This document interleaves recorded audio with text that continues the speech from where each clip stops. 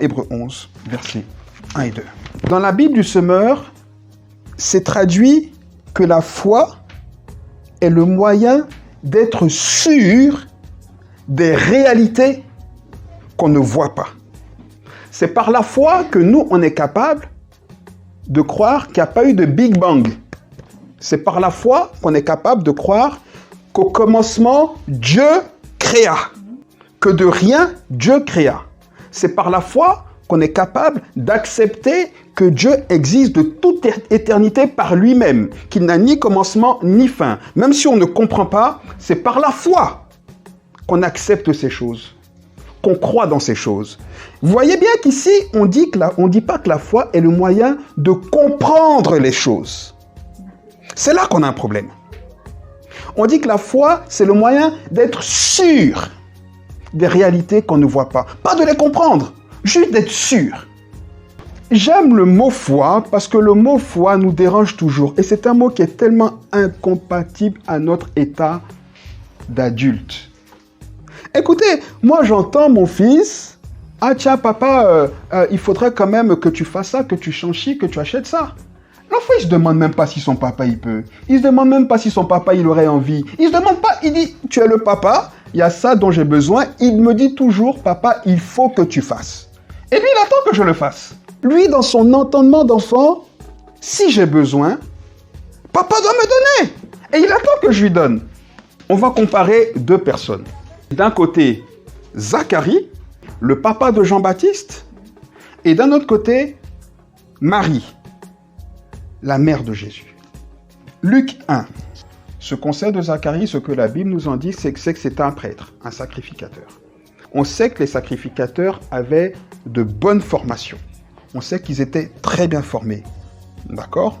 Ils étaient formés aussi bien spirituellement qu'intellectuellement. Donc c'était des personnes qui avaient une forte connaissance, un bon bagage intellectuel.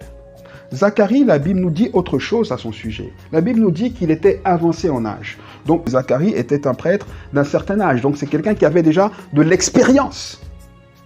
On sait qu'il était juste devant Dieu et qu'il observait de manière irréprochable tous les commandements du Seigneur. Donc on sait que Zacharie aimait Dieu. On sait que Zacharie était consacré à Dieu. On sait que Zacharie était un homme de Dieu consacré, qui aimait Dieu, qui était fidèle. Une autre chose que la Bible ne dit pas, mais qui apparaît comme évidente, c'est que Zacharie connaissait très bien les textes. Zacharie connaissait parfaitement l'histoire d'Abraham, d'Isaac, de Jacob, de Moïse, de David, etc., etc. D'un autre côté, on a la petite Marie. On sait que Marie était jeune.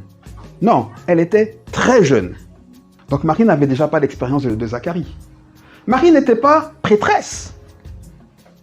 On peut imaginer que Marie connaissait l'histoire de son peuple et les textes, mais certainement pas autant que Zacharie. Rien dans la description de Marie ici nous fait entendre que Marie était une jeune fille pieuse. Ce qu'on dit d'elle, c'est qu'elle était vierge. Le même ange apparaît à ces deux personnes et leur dit quasiment la même chose. Les réactions sont différentes. Même pas en apparence.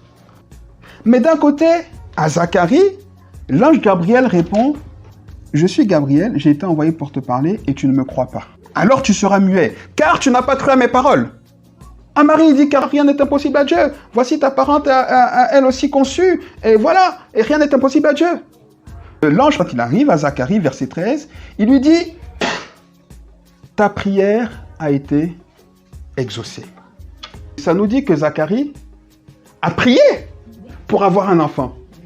De l'autre côté, Marie n'a pas prié. Donc, en principe, Zacharie devait s'attendre à une réponse de Dieu, ce qui n'est pas le cas de Marie. Zacharie connaissait les histoires des anciens. Il les connaissait, ces histoires-là. Okay? Donc Zacharie aurait dû se dire, à partir du moment où il a vu que c'était l'ange de l'Éternel, il aurait dû se dire « Ah, il y a un truc merveilleux qui va se passer dans ma vie là. » Parce que quand même, Dieu ne nous apparaît pas pour rien. Mais Zacharie face à l'ange de l'Éternel et Zacharie face à cette prophétie mais merveilleuse. Regardez ce que l'ange dit. Il dit « Ta prière est exaucée. » 1. Ensuite, il dit, l'enfant qui naîtra d'Élisabeth, qui sera ton enfant, il sera pour toi un sujet de joie. Il dit, il sera pour... Si seulement, à chaque naissance de mes enfants, l'ange était venu pour me dire, il sera un sujet de joie. Elle sera là. Il sera... Je me réjouirais. Alléluia. Il lui dit, mais il sera grand. Il dit, il ne boira ni liqueur, ni vin, etc. Il dit, ramènera plusieurs fils d'Israël au Seigneur. Mais quelle destinée pour cet enfant extraordinaire. Il dit, il marchera devant Dieu, il sera rempli de la puissance d'Élie, l'esprit d'Élie, etc. Enfin, extraordinaire. Zacharie, il est là. Waouh.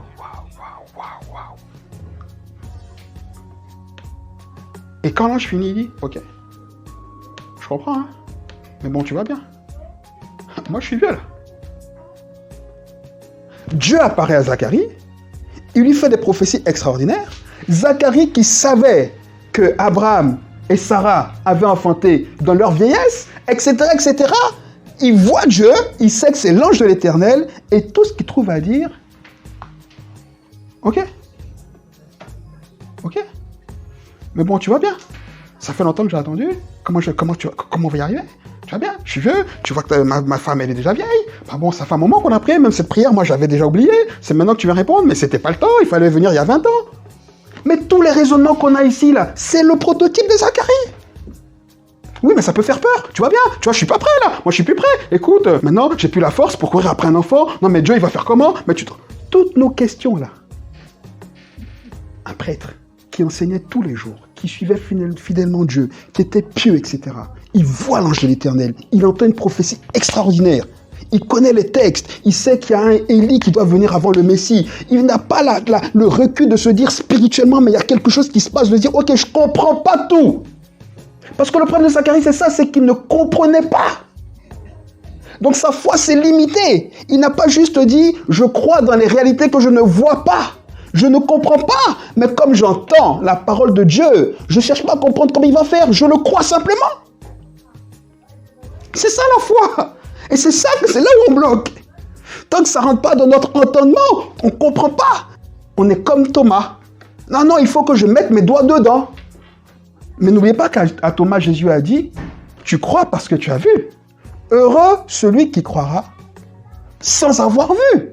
Mais nous, non, on veut voir pour croire. On veut expérimenter pour voir. Alors que la Bible dit, c'est ce que Jésus dit, il faut croire pour expérimenter. Abraham était jugé juste parce qu'il a cru avant de voir la chose. Donc finalement, c'est pour ça qu'on tourne rond. On est là, on tourne rond, on attend Dieu, mais Dieu n'agit pas. Pourquoi? Parce qu'on veut que Dieu agisse pour croire, pour lui donner gloire. Dieu dit non, c'est pas comme ça. La foi, c'est pas comme ça. La foi, c'est d'abord tu crois. La réalité, elle n'est pas là. Tu la vois pas. Tu cherches pas à la comprendre, mais tu dis, je crois parce que Dieu, tu es capable de faire. Je suis malade, j'ai un frère qui est malade, il y a telle situation, je crois, et Dieu agit. Regardez la petite Marie. Le même ange arrive. Il lui dit, tu es bénie, toi qui as trouvé grâce auprès de Dieu. Marie se dit, quoi? Moi? Pourquoi tu me dis ça? Moi, la petite Marie, qu'est-ce que j'ai de... Il commence à lui parler. Il commence à lui dire ce qui va se passer. Tu l'appelleras Jésus, etc., etc. Marie dit, j'ai aucun doute sur ce qui va se passer. Aucun doute. Je ne cherche même pas à comprendre comment ça va se passer. Ma seule préoccupation, c'est qu'il faut que tu saches que je suis vierge, donc je ne suis pas mariée encore. Est-ce qu'il faut que j'aille vite me marier avec mon fiancé Joseph? Comme ça, c'est Joseph qui va m'enceinter pour que je... Enfin, juste dis-moi le déroulé, en fait. C'est pas la remise en question, c'est pas je veux comprendre. La foi de Marie n'était pas pleine de doutes. Non. D'ailleurs, quand il lui dit, il dit non. C'est pas comme ça que ça va se passer. Dieu se débrouillera tout seul. Le Saint-Esprit viendra sur toi, il te couvrira, sa puissance te couvrira. Marie dit pas, mais comment ça? On n'a jamais vu ça. Quoi? Le Saint-Esprit couvrir une femme et elle est enceinte? Non mais comment? Le Saint-Esprit va venir comment? Mais le Saint-Esprit c'est pas un homme. Elle avait même pas encore la notion ni la réalité de l'incarnation. Elle pouvait même pas s'imaginer.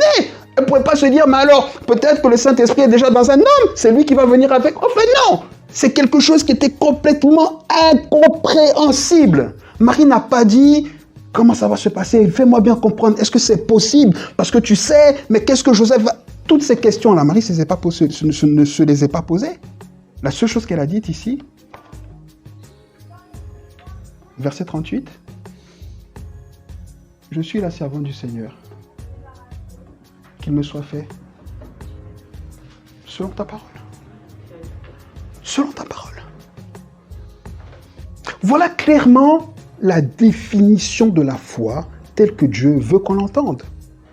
Dieu dit, avoir la foi, c'est être sûr de réalités qu'on ne voit pas.